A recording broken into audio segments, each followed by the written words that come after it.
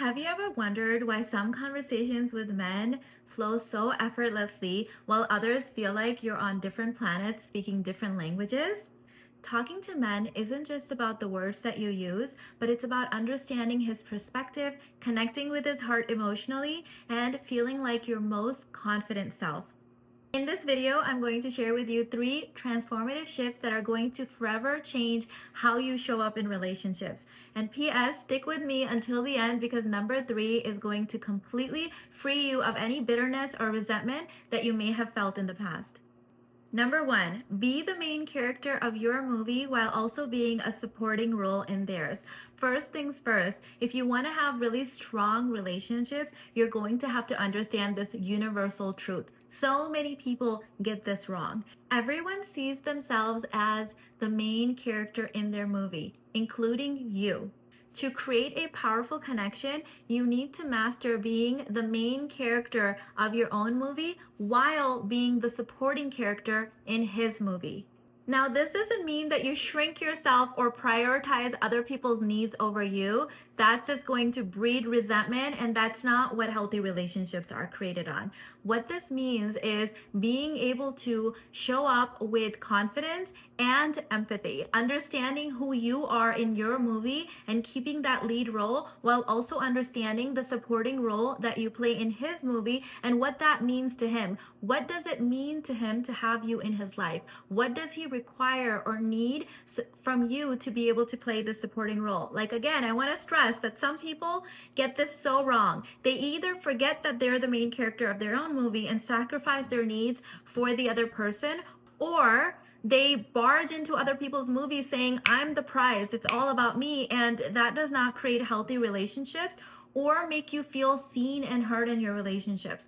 By the way, this concept is so life-changing that so many of my students and clients have said that they changed their relationships with their parents, with their friends, with their colleagues using this concept as well. So it doesn't just work in romantic relationships, it works across the board. The truth is, like, using my life as an example, I am the main character in my own movie, right? Like, I'm Mina Irfan, this is me, I have a husband, I have my 3 kids, this is my business. Like, everything in this is happening from my perspective. However, from Irfan's perspective, from my husband's perspective, he is the main character of his movie, and I am his wife. I am the supporting role. So if I just make it all about I'm the main character, it's all about me, that doesn't help him feel seen and heard. That doesn't make him feel the things that he needs to feel from his wife to feel like his best self. And so our relationship that's built on robustness is going to be honoring both of those roles. So I'm very mindful of like how I'm supporting him while also being the main character in my movie. Now, if I extend this out further, it becomes even more essential with my children because from my perspective, they're my children. From their perspective, they are the main characters of their life, and I have a very important role in their movie. Mother is the most important role. However, it's not the main character. And so I need to be mindful of their movies, their viewpoints, their needs, how they perceive me, what they need from me, versus just like trying to be a good mother from my perspective, but that doesn't actually meet their needs, right? A lot of us, especially in parenting, will show up with like what we needed in our childhood and try to give that to our kids. And some of that may be what they need, but it's not the whole picture. So being mindful of, what they need as a human being and how I can fill that supporting role. And also reminding your children that they are the main character in their movie, but also modeling how you are the main character in yours. I'm not a big fan of giving up your life and just catering to your kids, because now you've taught them nothing about what it actually looks like for a healthy person to be the lead star in their own movie. So all of this, balancing this requires a lot of relationship skills, but this is essential if you want to really have a robust relationship.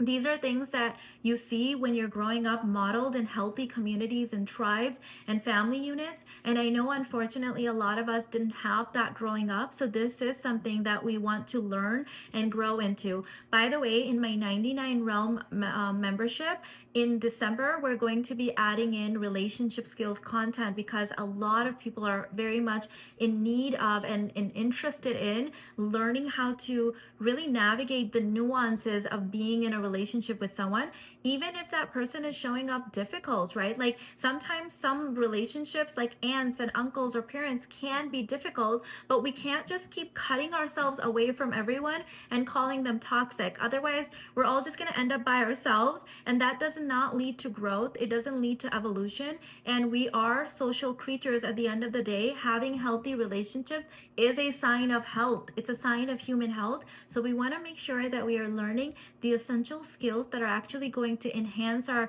experience in life.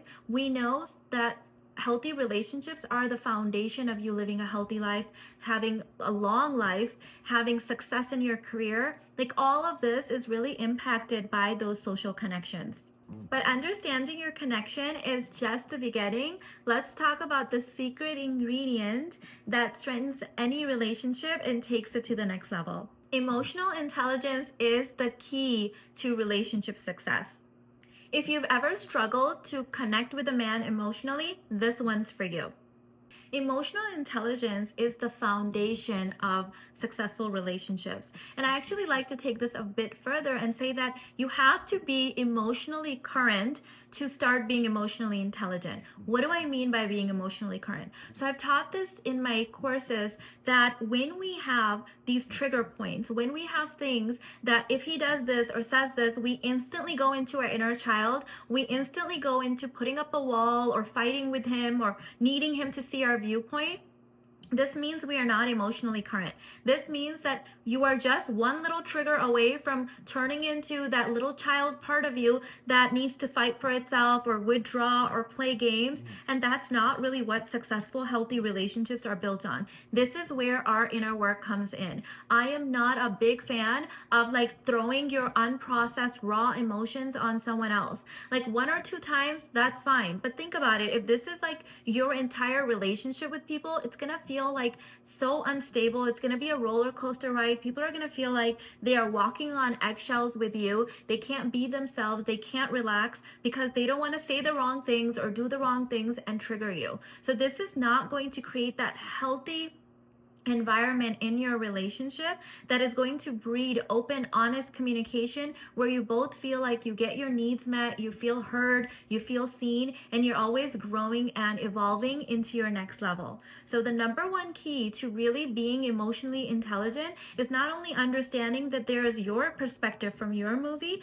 but there's also his perspective from his movie, and that a lot of things are often unprocessed and we're not all emotionally current. Some of the deepest inner work that my husband and I did in our marriage was about becoming emotionally current, because in the early stages of our marriage, we had these little things that we had said or done that triggered the other person, and every time we were trying to go to the next level or understand each other, those little things kept popping up. It's like, oh, you said this to me, or you did this, or I was triggered. And so we really had this like come to Jesus moment once where we're like, we can't like keep taking 10 steps backwards every time we're trying to have a conversation to move forward. So we both got to have like a whole day. I share that whole process in my courses where we each had our day where we got to say everything that we had ever said to the other person or the other person has said to us that triggered us or hurt us or whatever, and we both felt really seen and heard. And then we made a pact that we are never going to let something linger.